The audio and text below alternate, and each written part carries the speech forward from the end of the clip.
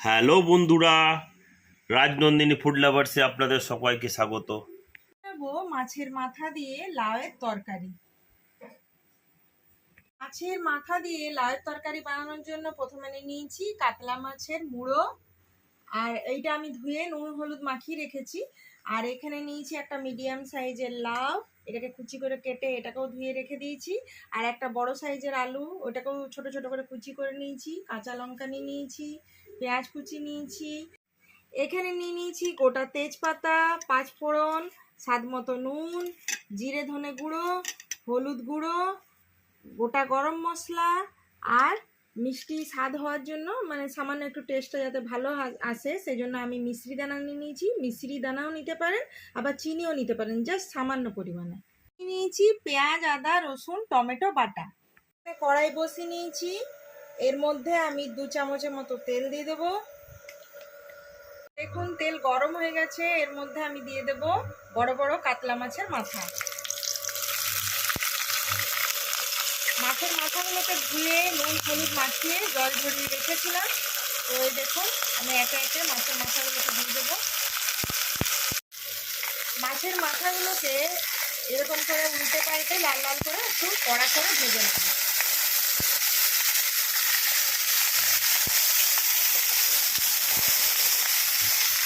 তো দেখুন মাছের মাথাগুলো লাল লাল করে আমি ভেজে নিয়েছি। বেশ একটু কড়া করে ভাজতে হবে, যেহেতু তরকারির মধ্যে দেওয়া হবে। তো এই দেখুন একদম মুচমুচে লাল লাল করে ভেজে নিয়েছি প্রত্যেকটা মুড়োয়। এরপরে এদিকে আমি একে একে তুলে নিচ্ছি। তো দেখুন কড়াইয়ে আমি মাছ ভেজে তুলে নিয়েছি, সামান্য পরিমাণে তেল লেগে আছে। এর মধ্যে আমি প্রায় 1 চামচের মতো আরও আমি তেল দিলাম। তেল গরম হয়ে গেছে। এই পুরো রান্নাটাই সর্ষের তেলে বানাচ্ছি। তো দেখুন তেল গরম হয়ে গেছে, এর মধ্যে আমি তেজপাতা দিলাম, পাঁচফোড়ন দিলাম, গোটা গরম মশলা, তেজপাতা, পাঁচফোড়ন এই গরম তেলের মধ্যে দিয়ে আমি নাড়াচাড়া করে নিলাম। খুব সুন্দর একটা গন্ধও বেরোচ্ছে। এরপরে এর মধ্যে আমি দিয়ে দেব পেঁয়াজ কুচি। পেঁয়াজ কুচিটাকে হালকা নাড়াচাড়া করে নেব। একটা মিডিয়াম সাইজের পেঁয়াজ কুচি দিয়েছি। দেখুন পেঁয়াজটা সতে করে ভেজে নিয়েছি। এরপরে আমি এর মধ্যে আলু কুচি দিয়ে দিলাম। কেটে রাখা আলু কুচানোগুলোকে আমি এর মধ্যে দিয়ে দিলাম। আলু আর পেঁয়াজগুলোকে ভালো করে একটু লালচে লালচে করে ভেজে নেব। এই জন্য আমি একটু 2-3 মিনিট ঢাকা দিয়ে দিলাম। দেখুন 2-3 মিনিট হয়ে গেছে।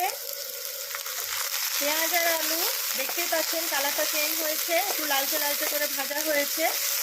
লালচে লালচে করে ভাজা হলে কি হয়, তরকারির স্বাদটা একটু অন্যরকম হয়, খুব সুন্দর খেতেও লাগে। এরপর আমি দিয়ে দেব বেটে রাখা মশলাটা। এরপর আমি দিয়ে দেব পেঁয়াজ, আদা, রসুন, টমেটো বাটা, প্রায় 2 চামচের মতো দেব।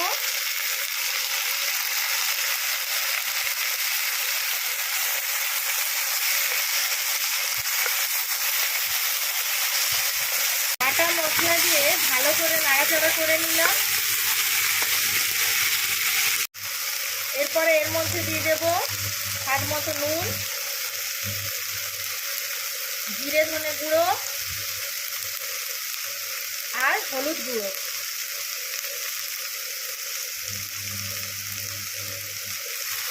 এরপরে গুঁড়ো মশলাগুলোকে দিয়েও ভালো করে একটু নাড়াচাড়া করে নিলাম।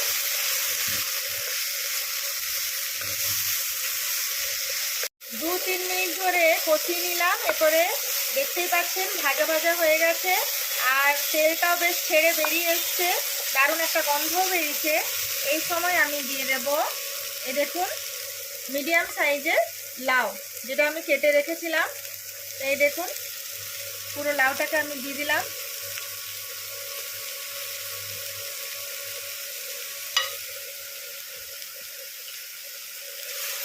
আলু পেঁয়াজ মশলা আগে ভেজে নিলে কি হবে, কষানো হয়ে গেলে একটা দারুণ গন্ধ বের হয়।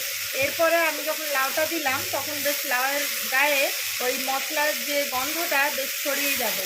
তো এইভাবে বানাবেন অবশ্যই বন্ধুরা, কমেন্টে জানাবেন যে রেসিপিটা কেমন লাগলো। আর রাজনন্দিনী ফুড লাভার্সে অনেক অনেক অনেক ভালোবাসা দেওয়ার জন্য আপনাদের সকলকে ধন্যবাদ। তো দেখতেই পাচ্ছেন সমস্ত মশলা লাউয়ের গায়ে ভালো করে মাখা মাখা হয়ে গেছে।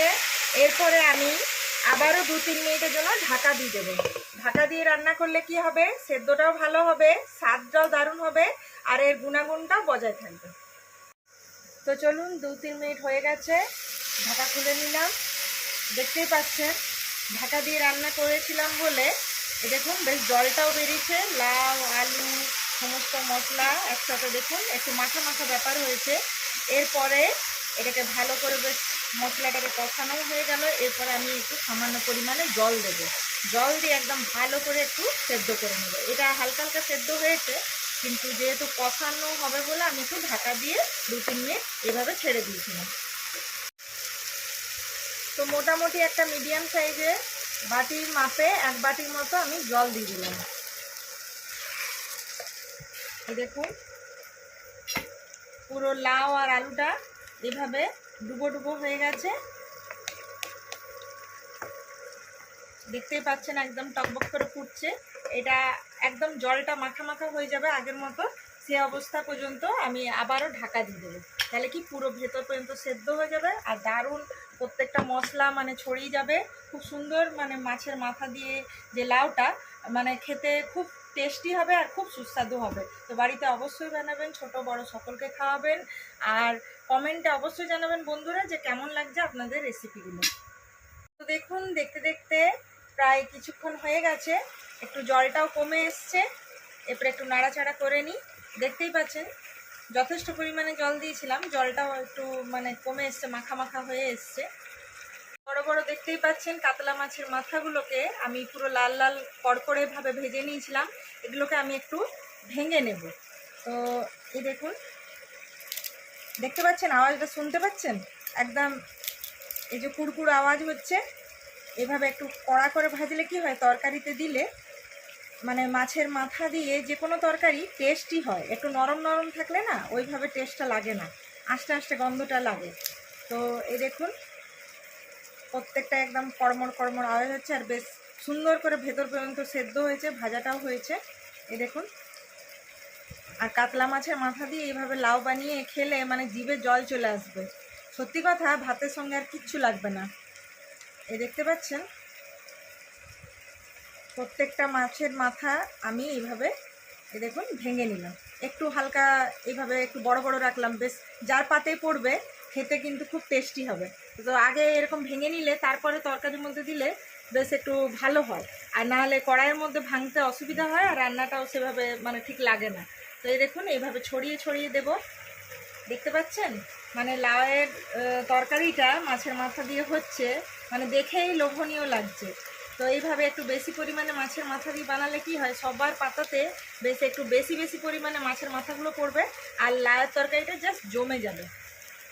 তো চলুন, মাছের মাথাগুলো তো দেওয়া হয়ে গেল। এরপরে এটা লাউয়ের সাথে যদি না মেশানো হয় তাহলে মাছের মাথা দিয়ে লাউয়ের তরকারি কি করে হলো। তো দেখতেই পাচ্ছেন, এই দেখুন একদম মানে দেখতেই ভীষণ লোভনীয়। তো বুঝতেই পারছেন খেতে কত সুন্দর লাগবে, আর খুবই সুন্দর গন্ধটাও বেরিয়েছে। বেশ একটু ভেজে ভেজে তরকারিটাও হয়েছে, আর আগে একদম লাল লাল করে মাছের মাথা ভেজে নেওয়া হয়েছে। দেখতেই পাচ্ছেন কালারটা তো ভীষণ সুন্দর হয়েছে। সত্যি কথা বলতে গেলে বন্ধুরা অবশ্যই অবশ্যই মানে বাজারে গিয়ে মাছের মাথা কিনে আনুন, বড় বড় মাথা কিনে আনবেন, আর এরকম লাউ দিয়ে বানিয়ে ফেলুন আজকেই, আর ফ্যামিলির সাথে এনজয় করুন, ফ্যামিলিকে খাওয়ান, ছোট বড় সকলকে খাওয়ান, আঙুল চেটে চেটে খাবে, আর কমেন্টে জানাবেন অবশ্যই বন্ধুরা যে কেমন লাগলো। তো এইটা আর একটু টেস্ট বাড়ানোর জন্য এই দেখুন বাড়িতে চিনি থাকলে চিনি দেবেন, আমি মিশ্রি দানা দিচ্ছি দুটো। তো এই গরম অবস্থাতে মিশ্রিটা দিয়ে দিলে কি হবে, একটু গলেও যাবে।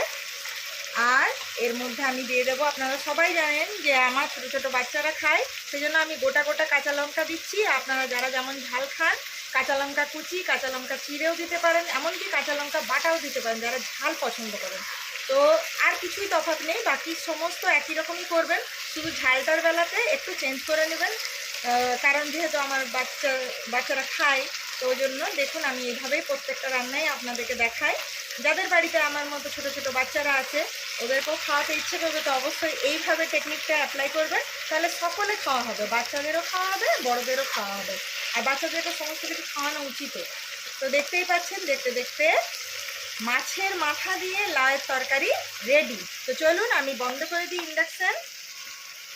তাইলে দারুণ একটা হয়ে গেছে নাকি? হ্যাঁ হ্যাঁ, তাহলে আমাকে একটু টেস্ট করতে দেবে না? হ্যাঁ অবশ্যই দেবো। তো চলুন আমি একটু টেস্ট করে নিই। একটু টেস্ট করতে দিই। চলো, আমি গরম একটু গরম বেশি আছে? করে, হ্যাঁ বেশি করে মুড়ো দিয়েছি যাতে সবার পাতে পড়ে। হ্যাঁ, একটু মুড়ো নাহলে মুড়োই দাও। বলবে, হ্যাঁ নাহলে বলবে যে আমাকে আর একটু দাও মুড়ো, তো দিব কোথার থেকে, ওই জন্য আর একটু বাকি বেশি ভাতের পরিমাণে। সঙ্গে খাবো, একটু পরিমাণ দাও। হুম হুম হুম, একটু খেয়ে বলো, তারপর বাকিটা আমি ভাতের সঙ্গে দেবো। আচ্ছা আচ্ছা দাও।